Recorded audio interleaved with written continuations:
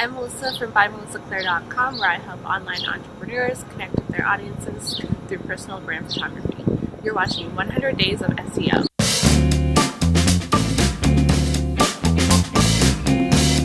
What is up, my smart friends? I'm Brendan Hufford. I have made a radical change in my life thanks to SEO, and I'm here to help you do the same by putting out 100 videos, 100 podcast episodes, and 100 blog posts in 100 days as a part of the 100 Days of SEO project. I'm also the SEO director at Click Studios. I'm a former teacher and just an all-around regular dude. I am so excited to share this workshop Wednesday with you. But first, I want to thank Ahrefs. Ahrefs is the sponsor of this episode. They're a fantastic tool. I will be showing you how I use them in competitive and keyword research throughout this episode.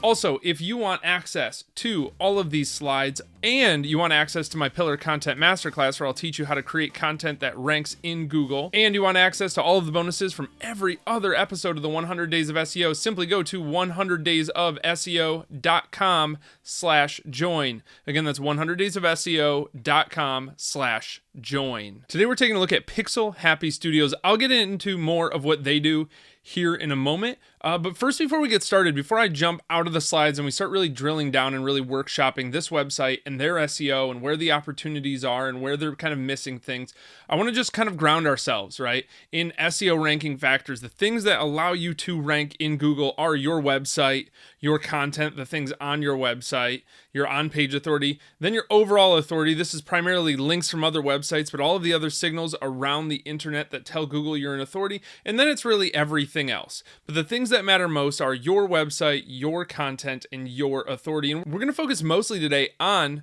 content. So let's go ahead and hop out of the slides and take a look at things. So right now we're over in Ahrefs. We're using their Keyword Explorer. I wanted to first look at like the main keyword, WordPress web design. Now this would lead you to believe that this is an easy keyword to rank for, but red flags that come up to me right away.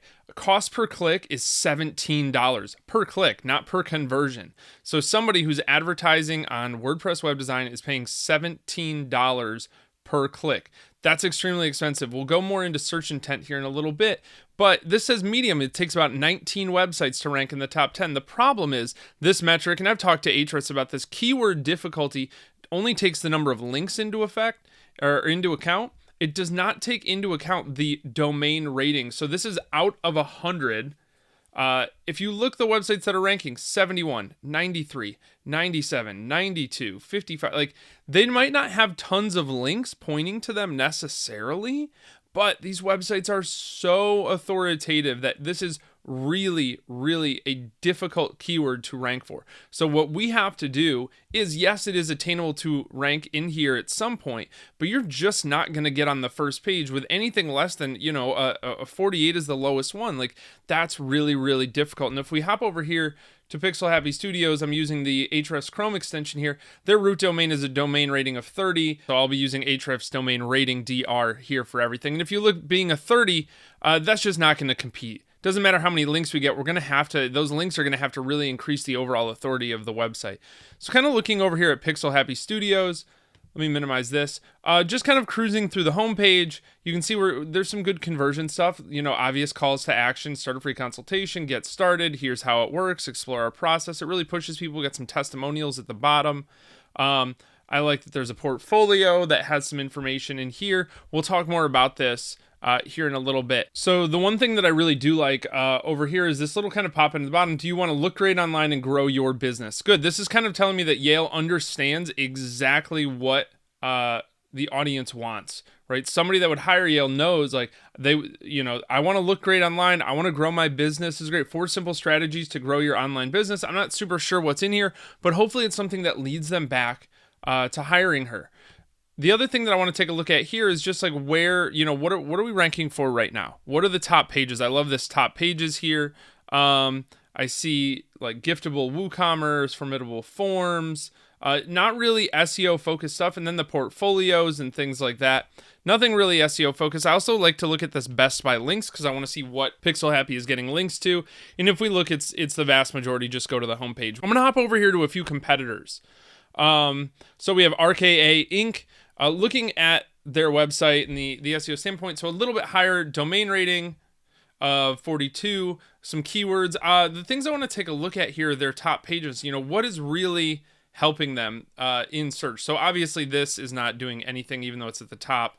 And when I come down here, when I change my mind about Canva for work, yes, I'm working at the beach. No, I'm not getting anything done. Like a lot of kind of thought leadership-y things. Free stock photos blog, they have a link to that, which is great.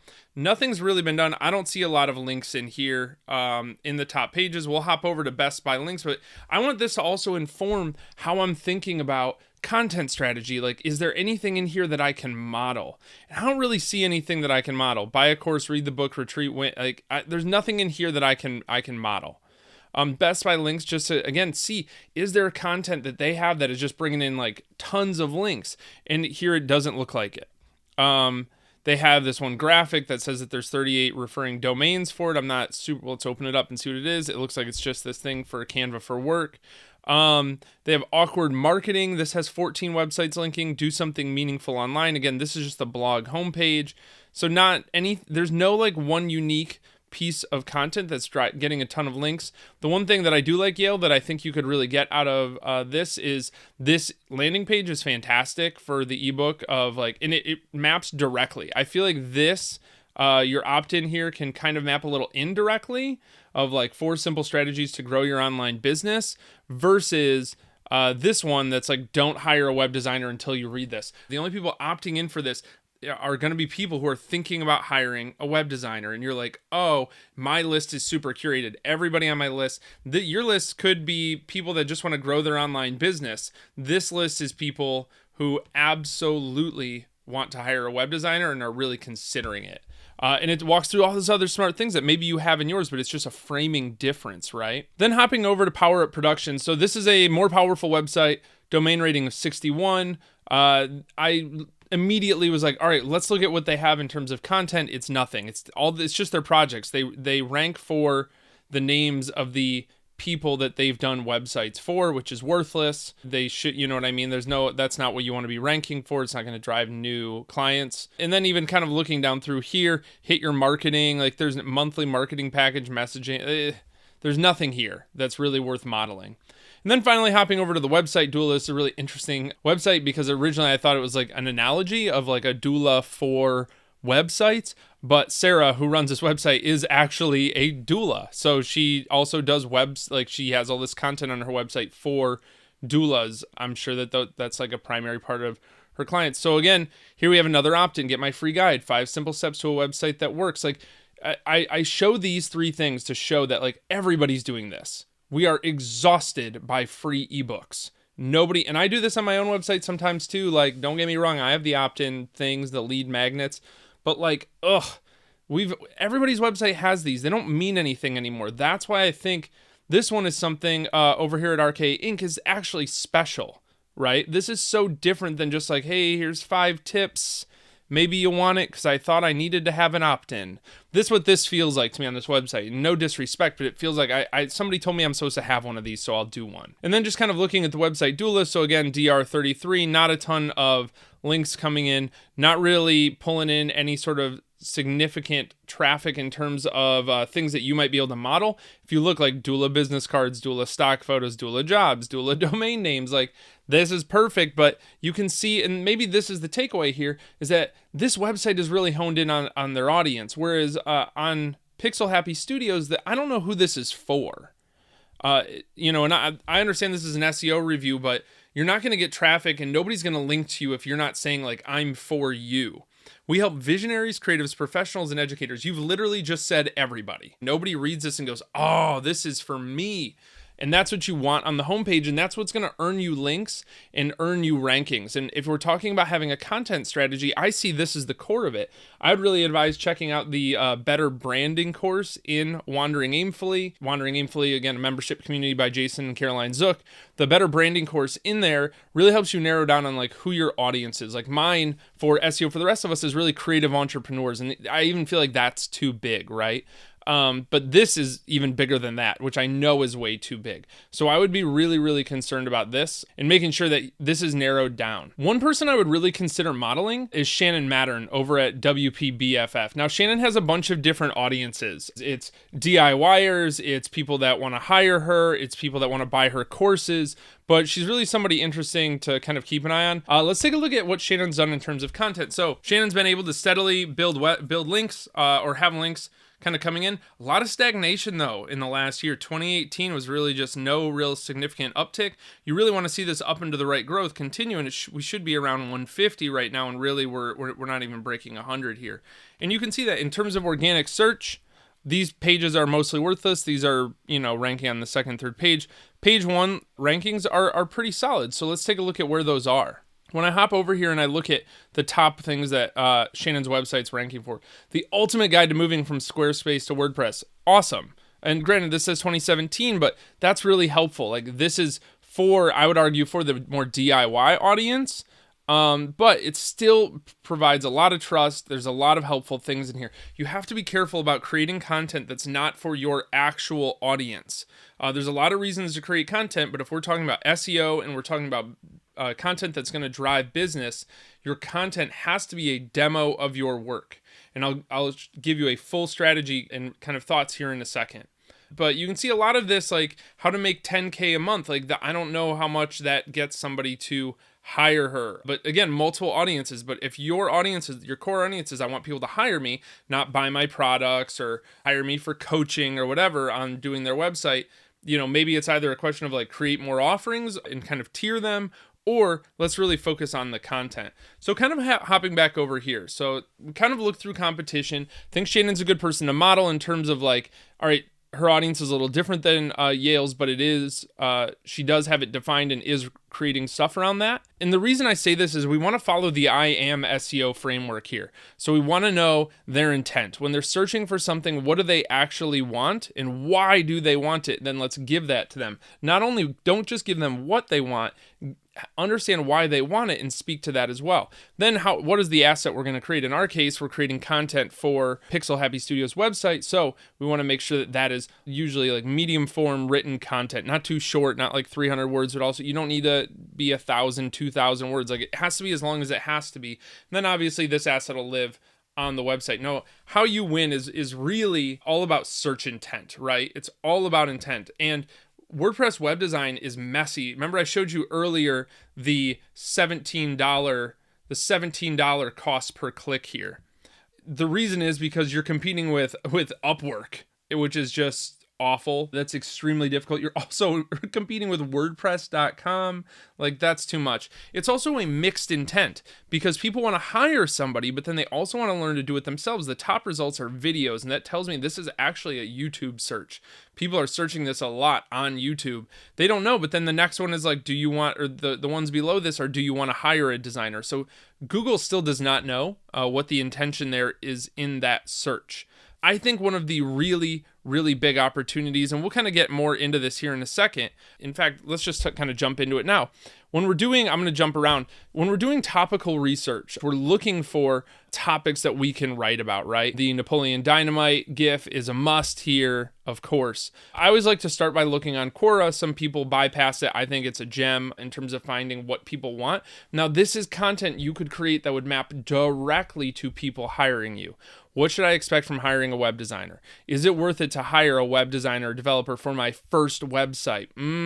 That's digging real deep. That's a big pain point. That's something that people are, it's my first website. Should I do it myself? Should I hire somebody? You should be the voice on this, not some randos on Quora.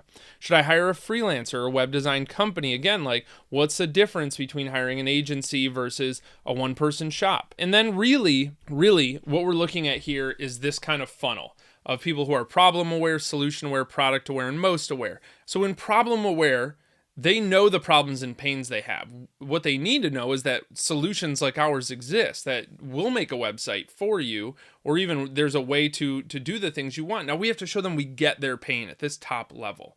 These are people that want to look professional online. These are people that want more clients. They want all of these things. Well, the way to get those 5 ways to look professional online in less than 5 minutes, like that shows we get your pain. Like I get what you're trying to do. Like you want to look like a pro online. You're tired of LinkedIn being the only thing that comes up for your name and then like some weird pictures from college or something. You want to look like an absolute pro. Cool, we get your pain, and we bring them a layer deeper. We take them to an article that's then solution aware. All right, they're aware that solutions like ours exist, that a website would make me look professional online. All right, let's show how I can solve that pain. So the article might be simple WordPress sites that help these 5 creative entrepreneurs 10x their business. Again, trying to hone down the audience a little bit, but showing a simple WordPress site like the ones I can make for you will help you increase your business.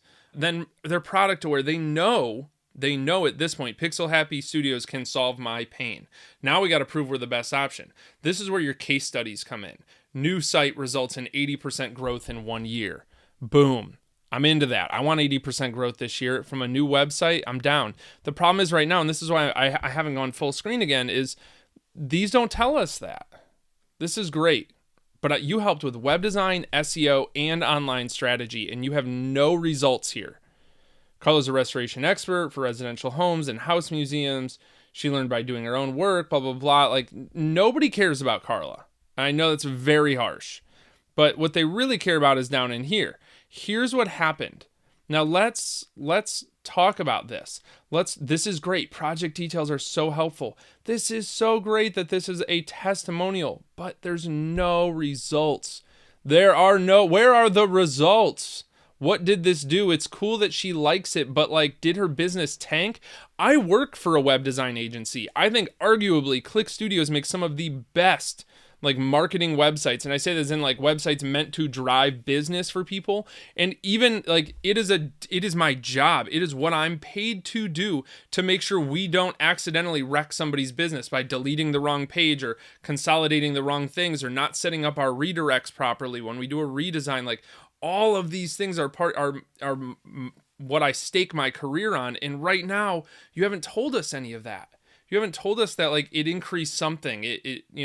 Something got better. The click-through rate. Like, give me some numbers of what got better. I need that on every single one of your portfolio pages. And you have so many of these, and they're fantastic. But let's really dive in and let's really show the results for every single client. And that means you have to get access and you have to get real numbers, and you can ask for their Google Analytics. Hopefully you had it when you were doing the website. Just ask to hang out there and ask if you can pull some numbers and see what's changed. And if things have gotten worse, then you build that client relationship. Hey, I noticed this actually blah, blah, blah. Can I help you fix that down the road? The last thing I would say here is what I would love to see. This is where I think you're going to absolutely just crush it. Give them a roadmap. Give them a full roadmap of where and how to work with you. Now, this is what I did when I started Photo MBA. I created this blog post called Start a Photography Business, the 2018 How-To Guide for Startup Photographers. And I said there are basically 6 stages of a successful photo business. 1, 2, 3, 4, 5, 6, right?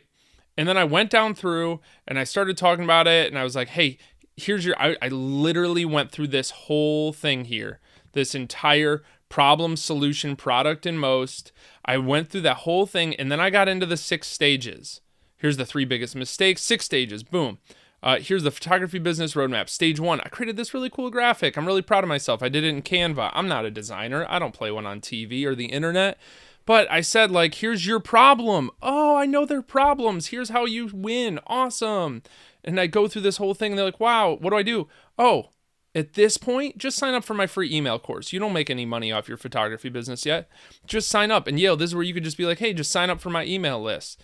Then maybe you have another lead magnet that's like, hey, the things you need to know before hiring a web designer, and they're here. But I go through this whole thing. Now here it's like, oh, check out Zero to Photo. Check out my course. Boom. Oh, now you're in stage 3. All right, cool. Maybe you just want to chat with me. Maybe you just want to pay for one consulting call. Great. Now we're down here. Maybe now you're ready to hire somebody. right? And that's the last couple is like, you should really hire somebody at this point. And I just push them through that.